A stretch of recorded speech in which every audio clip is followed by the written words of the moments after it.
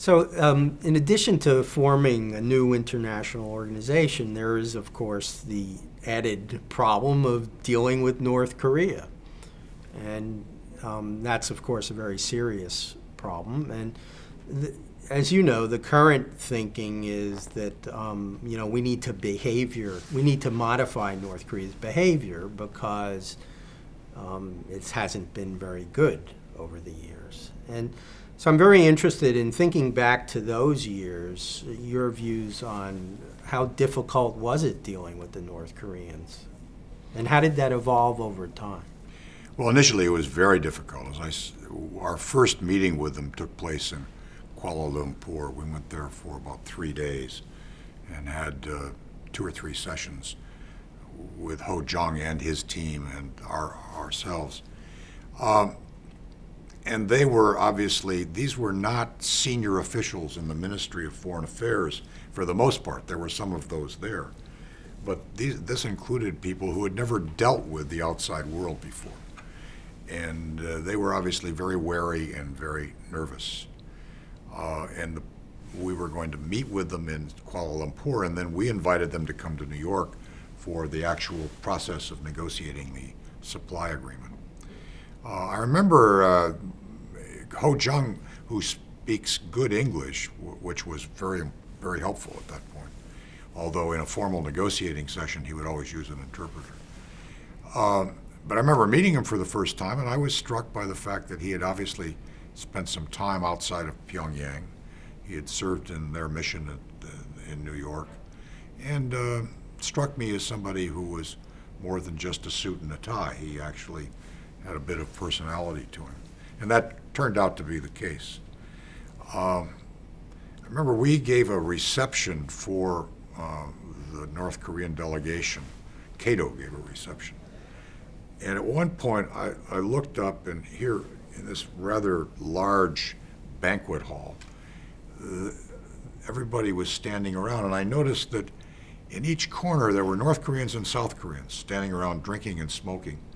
And the Japanese and the Americans were sort of standing in the middle of the room looking off to the sides, wondering where the Koreans had all gone. And for many of the North Koreans and South Koreans, this was, of course, not all, but many, the first time they'd actually met with and talked to someone from the other side of the DMZ. So it was a very unique experience for them, and they were taking full advantage of it. And we, after that, when we started working in New York, we also constructed a couple of occasions when we had some social interchange and engagement, including a reception that my wife and I gave in our apartment in Manhattan. And it was quite an evening. My wife particularly is still struck by the fact that after an initial awkwardness in which the North Koreans said they could only spend 15 minutes, they ended up spending 3.5 hours. And again, North Koreans and South Koreans tended to clump together, and you could see the personal barriers begin to melt away. And it was quite heartening. But their behavior, by and large, I mean, there were moments in which we screamed at each other, or they screamed at us. But their behavior actually was quite businesslike and quite determined to try to focus discussion on where they wanted to be and what they wanted to do. It seems to me also, I mean, it wasn't just these initial meetings, but as KEDO got off the ground, your contacts with the North Koreans kind of grew and broadened out. And so, KEDO was negotiating all these protocols to the supply agreement. You had North Koreans coming to New York and meeting with KEDO on a regular basis, and then people from KEDO going to North Korea once the project got off the ground. So it was a developing process. It was an emerging cultural experience in many ways. I mean, the substance was constantly growing. I mean, we started with the supply agreement, which was very difficult. We finished that. It took us almost 3 months to finish that negotiation. We finished it just before Christmas in 1995, and then went on from there. Or 95, 95. And then we started with, as you suggest, with the various protocols, grants of immunity, privileges and immunities, some very technical issues, including what they're like, how we would describe the light water reactors themselves, and experts going back and forth, and KEDO people going, as you said, to North Korea, both in Pyongyang and elsewhere, scattered out around the countryside. I went to North Korea in early 1996 for the first time as part of KEDO, and we had meetings there. We also took a night train over to visit Shimpo, the site of the reactors where we were going to build them. Riding at night across North Korea in a train that kept stopping every 3 kilometers because the power cut out. I'm interested in, this was your first visit Yes. to North Korea, and describe a little bit about that experience, what you saw, what you had anticipated, how was it different from what you thought it would be, and also the North Koreans you met with too. I had very limited expectations as to what it was going to be like because I had never been to North Korea. But we flew into Pyongyang from Beijing on Air Koryo, which at that time was itself an experience. As the plane took off and people were still wandering in the aisles and finding their seats, and we landed in Pyongyang, and I remember this huge airport. It seemed to go on and on forever, and there were no airplanes there. And all the airplanes that were there were parked, and they looked like they'd been parked for 15 years. In the times I've been back since then, those same airplanes are still parked in the same places, and there are still no active planes in sight. But we met, Ho Jung was our host, and we had a big banquet the first night we were there, and ate a lot and drank a lot. To a certain extent, alcohol was the lubricant that kept KEDO going forward. And then I met also with the Vice Foreign Minister, Kang Suk-ju, who had been the principal negotiator for the North Koreans on the agreed framework, and who had a kind of reputation of his own within the U.S. establishment and other places. And he was a very assertive, almost flamboyant personality who used his modulations in his voice to some effect, trying to show that he was in charge, etc. But I met with him. There were just Ho Jung, Kang Suk-ju, and myself, and an interpreter in the great hall of the people, the National Assembly building, in this huge conference room, sitting at a table that probably would have had room for 40 people on each side. And it was cold. This was still winter in Pyongyang. And it just seemed otherworldly. I kept sort of sitting on my own shoulder, looking around, saying, what is going on here? But they were quite actively and constructively engaged in this enterprise. After all, they had a stake in the success of the agreed framework. And I think at that time, the officials in the North Korean government really wanted this to work. Now, there were certain things that they could do and certain things that they couldn't do. But they really wanted this to work. And by and large, we found in KEDO that once we'd reached agreement with the North Koreans, and that was never easy, once we'd reached agreement, by and large, if we stuck to what we'd committed to, they stuck to what they had committed to. Now, that has not always been the case in the subsequent years. Right. But that kind of pact, if you will, lasted for 6-7 years, until the early 2000s. I have a question about the U.S. commitment to LWRs, but first I want to note a great divide in KEDO's history, and that is some of us say KEDO and some of us say KEDO, and we have never reconciled it. I don't know what, it might have a genetic basis, I don't know.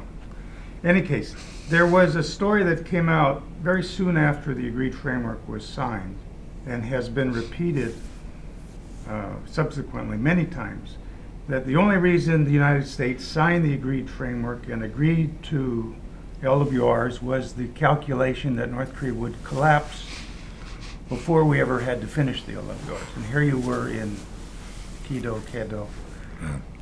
Did you ever hear that? Did you ever get a sense that that was the policy really? Or Sure, all the time. It came up first when we were negotiating the supply agreement, because we had to stipulate when we were going to finish the light water reactors. And the North Koreans, quite understandably, wanted a firm, hard date. When are these things going to be ready? When are you going to give them to us? And we, for many reasons, including the fact that nobody had ever done anything like this before, recognizing all the political uncertainty that existed, we were unwilling, and this was something that I believe very strongly, we couldn't go beyond the sort of best efforts formulation that we eventually ended up with in KEDO. And I had long arguments and discussions with Ho Chung about all of that. And he would keep going back for new guidance from Pyongyang, and then call me. He tended to call me late in the evening after he'd talked to Pyongyang. And I learned very early on that it was a good thing to have my wife answer the phone, so that if I was in a position where I didn't really want to talk to him, she could say that I wasn't available. And even if I were available, she would sort of soften him up a little bit before we... But you're saying that was the North Korean. You thought that that was one of their concerns, and they wanted to nail down those kinds of specifics, or? Well, there was a view within the U.S. government and elsewhere that North Korea had to be on the verge of collapse. There was no way this government could continue. And I would argue that the expectation that North Korea was going to collapse has been an underpinning of U.S. policy for the last 25 years and continues as such today. We've always had difficulty, whether it was in the agreed framework context or later when Bill Perry was involved in North Korea policy, or even more recently when I was involved as special representative for North Korea policy. We've always had difficulty accepting North Korea as it is. Awful place, awful government. But we've always sort of deluded ourselves, I think, that in the end we wouldn't really have to deal with them because they were going to collapse and go away. Well, they may at some point, but they've been around for a long time. Yeah, and as having been also present during that time period, there may have been people who thought they were going to collapse. But if you look at the effort we made to get KEDO running, to start the reactor project, to try to move forward, I mean, that was an enormous effort that cost billions of dollars. And to me, it's two contradictory things. Some people may have thought they were going to collapse, but that didn't stop us from moving forward with all this work. No. But there were people involved in all governments, particularly here in Washington, who I think never thought we would see the day, and they may still be right, when we would actually have functioning light water reactors in North Korea. And there were things being written at the time, or even spoken of orally, which would say that KEDO's job was not to build light water reactors. KEDO's job was to act as though we were building light water reactors. And there was a certain cynicism in the whole exercise. But we at KEDO were really determined to build these things. That was the task we'd been given. We hired nuclear engineers, we hired KEPCO, we hired Duke Engineering, and there's still a lot of poured concrete up there in North Korea that testifies that that's exactly what we were trying to do. You mentioned earlier that the KEDO fit in with the agreed framework, but had carved out a specific task. And yet there's a point at which that task crosses into implementation of the agreed framework in many, many different ways. Did you consciously worry about that as you were putting the organization together? Did you realize where those lines were going to cross? Well, I knew that they were going to cross at some point because the need or the stipulation of a special inspection Right. to take place to try to assess what North Korea had really been doing in the nuclear field was clearly stipulated in the agreed framework. And we talked a little bit, well, quite a bit, about what substantial completion or whatever the exact language was, and it's not any longer etched in my mind. But I knew that at some point we would come to that. But in the meantime, we had to make progress. We had to move along. And I think had we ever come to that point, and this began to be even more possible while I was in South Korea as ambassador, that would have been a real crisis because there were very strongly conflicting views of what would be required to be done in that special inspection. And some people thought, the North Koreans I think thought, well, the IAEA will come in and there will be a few weeks when they're looking around and we're providing some records to them. And that's in a sense what happened in 2007, 2008. But we never really got there. Whereas many people in Washington, in the policy process, began talking about the need for a 2 or 3 year process of inspecting. Well, that clearly would never have flown. So I don't know. It's obviously you look back on sort of a counterfactual formulation of what would the world be like had there never been an agreed framework. I think the thing that is clearer than anything else is that North Korea would have a lot more fissile material in the form of plutonium than it does now, because it would have continued to produce plutonium, and in fact could have produced a lot if they'd ever been able to start up the other 2 reactors. On the other hand, it's now, I think, quite clear, although again we don't know enough of the details to make a full assertion, but it's at least quite clear that North Korea was, as many of us at KEDO assumed, that they were hedging. Because while we didn't trust them fully, they certainly didn't trust us. So I always assumed that they had something going someplace that they could rely on if we indeed did not follow through on what they viewed to be our commitment to provide light water reactors. And we didn't know precisely what that was, but I assumed that all of those scientists of theirs and engineers were still doing something. And as it turns out, probably they were. Possibly they were moving in the area of uranium enrichment. But they were not doing anything on plutonium. We knew that.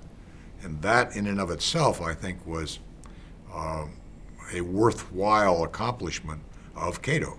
Because as long as KEDO was working and moving ahead, the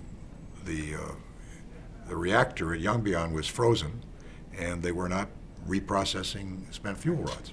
You mentioned the series of very detailed protocols that KEDO signed with the North Koreans. And I presume it took many months of negotiating, and therefore you had a chance to observe the North Koreans as they were in these negotiations. Did you have a chance to draw any conclusions about how serious they were at that point in moving ahead? My personal conclusion was they were very serious about what they were doing, the enterprise that we were involved in. Right. This was not something just being done for show. For them, of course, it was not just KEDO and the agreed framework and light water reactors, but it was clear that for many of them, and in fact, Ho Jung would actually say this, for many of them, this was important because it was sort of setting a series of precedents for how North Korea could begin to engage with the rest of the world in a more direct and active fashion. And I always thought that in some ways, KEDO, the Korean Nuclear Energy Development Organization, was misnamed, and that it would have been, if in a more perfect world, it would have been the Korean Economic Development Organization, because it became clear to us at KEDO, dealing with the questions we were dealing with, that this was just the tip of the iceberg in terms of what North Korea would require in order to begin to develop its economy. Now, there are all sorts of reasons why that may never happen because of the nature of their political regime. But they were looking at KEDO as more than just KEDO. They were looking at it as an institutional point of engagement for North Korea and the rest of the world. And that made them very anxious and very wary, but they took it very seriously.